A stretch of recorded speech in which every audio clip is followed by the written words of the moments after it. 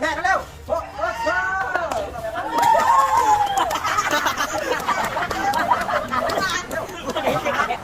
โมลิติเคครับ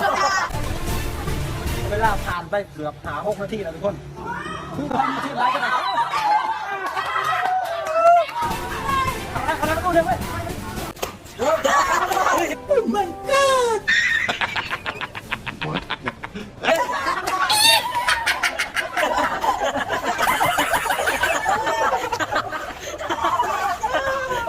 สวัสดีทุกคนคือตอนนี้ทุกคนกำลังอยู่ในซองซุกไม้ XPL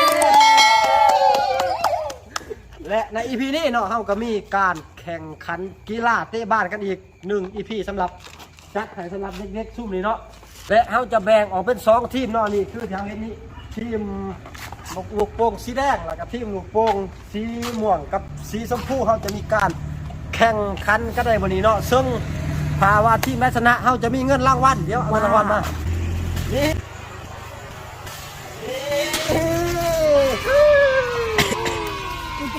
คือเงินรางวัล100,000เด็กๆและนี่คือเงินรางวัล100,000สำหรับทีมที่ชนะเนาะทีมได้แพ้แล้วเราจะมีบทลงโทษเข้าใจดิคืออธิบายใช่ใช่ บทลงโทษอันที่1ของเราเนาะก็คือเอานี่เอามีนี่กระแป้งเห็นบ่นี่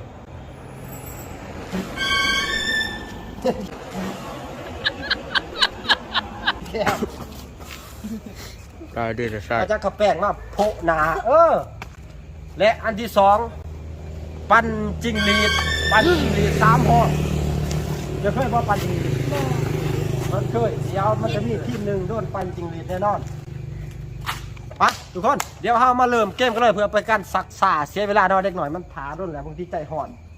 บ่ตื่นเต้นกันจักดีนะว่าสูตื่นเต้นตั้งนิ่งอยู่นี่ เกือบ มาจะให้มาเริ่มเกมกันเลยทุกคนไปไหมไปโจ้ง่ายเดี๋ยวขอมาทุกคนเดี๋ยวเรามาเริ่มเกมกันเลยเนาะนี่คือหมักบ้านของเราและไปทุกคนเดี๋ยวไอ้ที่โยนหมักบ้านเนี่ยผมจำเป็นต้องตั้งเราเริ่มสตาร์ทเด้อเข้าใจดิมาทุกคนไปพร้อมกันเลย1 2 3เริ่มไม่กินอะไรอาทิตย์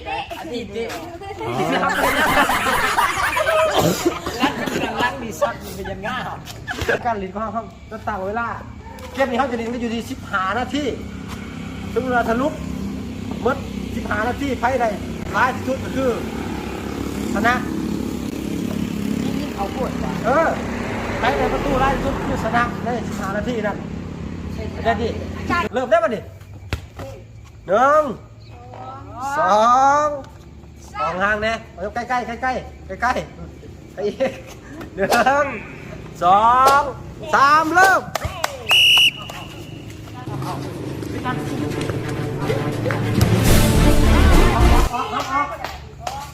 ทางซ้ายมาเป่าใจที่จังหาวโพดจะได้เป่าแตก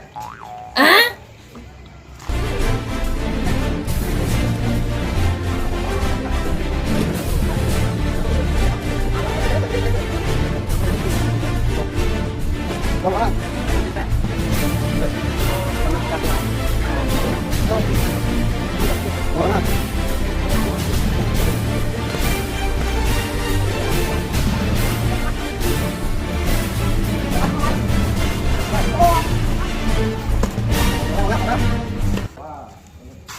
เลือกประตูแบบนั้น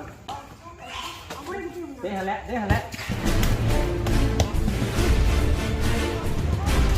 พวกแรกเมื่อกี้เนี่ยออกแล้วอยู่เบิ่งเด็กหน่อยคือเตะบอลเงียบขนาดแบบคือบอลโลกเขาเตะกันนะเสียในการเงียบเตะบอลแล้วมันเตะกันได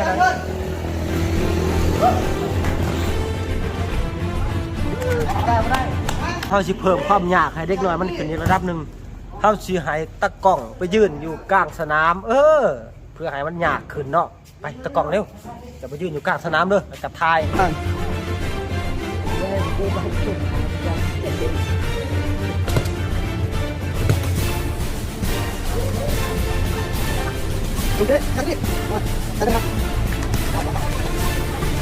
เวลาผ่านไปเกือบ6 นาทีแล้วทุกคนคือผู้ท่านมีทีมไรก็ได้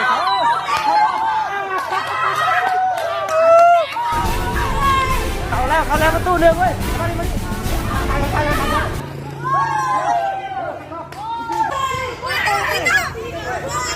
พี่บอกกันได้ชนะ ทีมได้เตะเข่า จิ้มหน่อย บังได้เหรอเข่าอ่ะ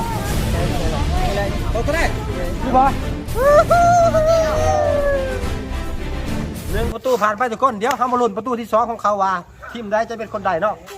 ตะกล้องยืนอยู่นี่คือเก่าเปิดบ้านให้เด็กหน่อยเมื่อกี้นี่ทีมมักโกงสีชมพูมันเข่าไปหน่วยหนึ่งเนาะ1 2 3เริ่ม บุตรท่าน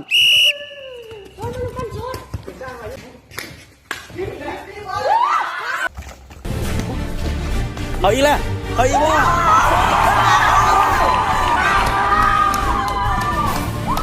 นั่นแต่พักสายตาเขาไม่ละนึง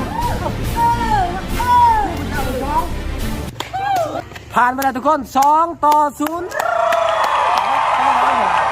ขาเรียกว่าทีมที่เจ้าแพ้แสดงว่าเงาแบบนี้เอาไหมเริ่มไหม1 2 3ไป ส่งที่บ้านฮะ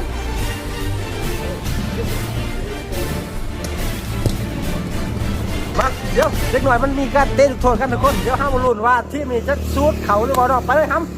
เดี๋ยวพร้อมนะจะเห็นรถไอซิบนับหน้าให้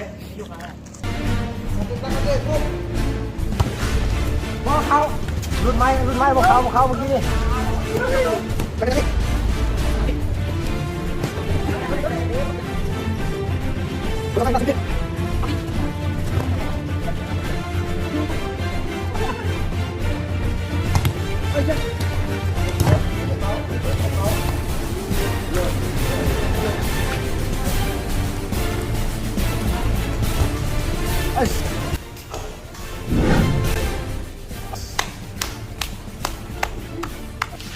นั่งส้มแบบชิวๆเมื่อเวลาผ่านไปได้นาทีแล้วตะกอกลุก1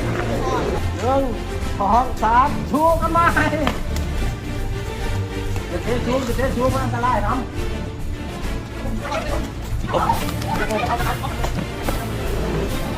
3ขึ้นหนาเลิก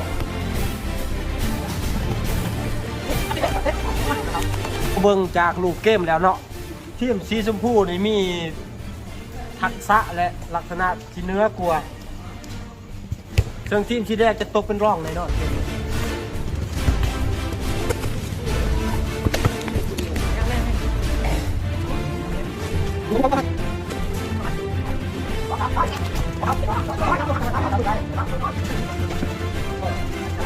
ลักษณะนี้เทียบมีบุคคลมั่นไปได้แล้วก็นั่งเครียดเนาะว่าหน่อยแล้วก็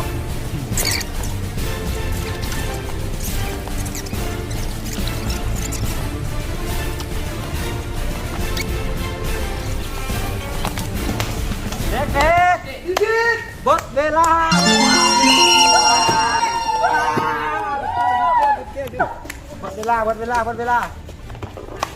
เดี๋ยวเราสิมาสรุปเกมให้เด็กๆทุกคนคือเมื่อกี้นี่เราแข่งขันกันไปเนาะเกิน15 นาที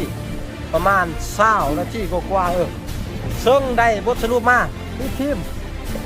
ลูกโป่งที่แรกได้2 หน่วยตบมือให้ได้สูบแม่นคือทีมมังลูกโป่งสีชมพูได้2 หน่วยและทีมมังโป่งสีแดงได้0 หน่วยคือสรุปเป็นไงทีมมังโป่งสีแดงเนาะมาเรียนทีมสีแดงนี่แพ้และทีมสีชมพูนี่ชนะเพราะฉะนั้นตามกติกาคนที่ชนะจะต้องได้รับรางวัลและคนที่แพ้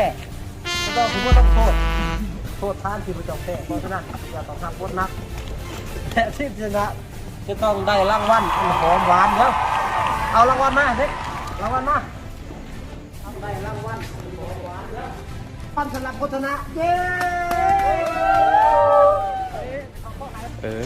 มานี่รางวัลสำหรับโฆษณาเย้รางวัล100,000 กีบ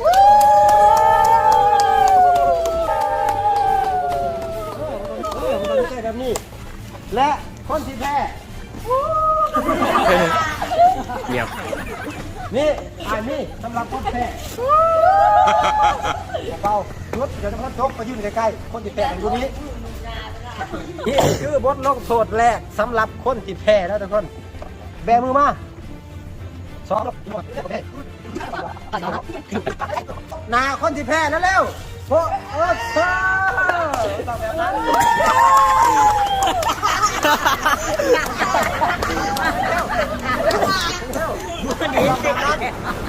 มือหนีติดแกว นาคนที่แพ้แล้วเร็วโอ้โอ้เธอโค้งเขาผู้เจอในการตั้งใจลิ้นที่ผู้เจอได้อะไรมากบทลงโทษข้อที่2สำหรับคนแพ้คือเรียนแพ้คือเก่าเร็ว อันดี นี่สอง เดี๋ยวจะ สอง เดี๋ยวจะมาเลยเนาะ สองพอเป็นไงเป็นไง บ้ามาจากมึงบ่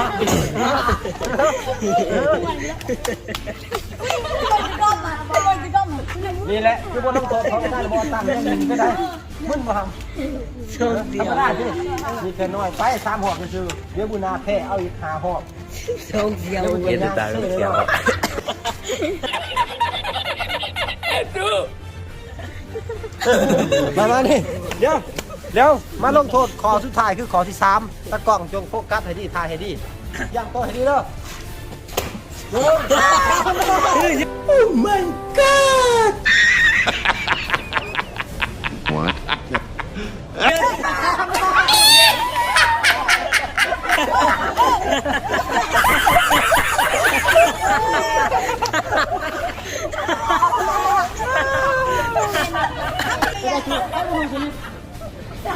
เกือบจะช่วยเนี่ยทำได้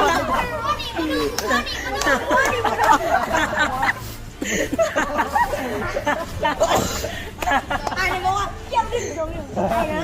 นะเธอทำอะไรจังแม่ เอาถือว่าแล้วทำนี้เนาะเอาสนุกสนานทำนี้พ่อเด็กหน่อย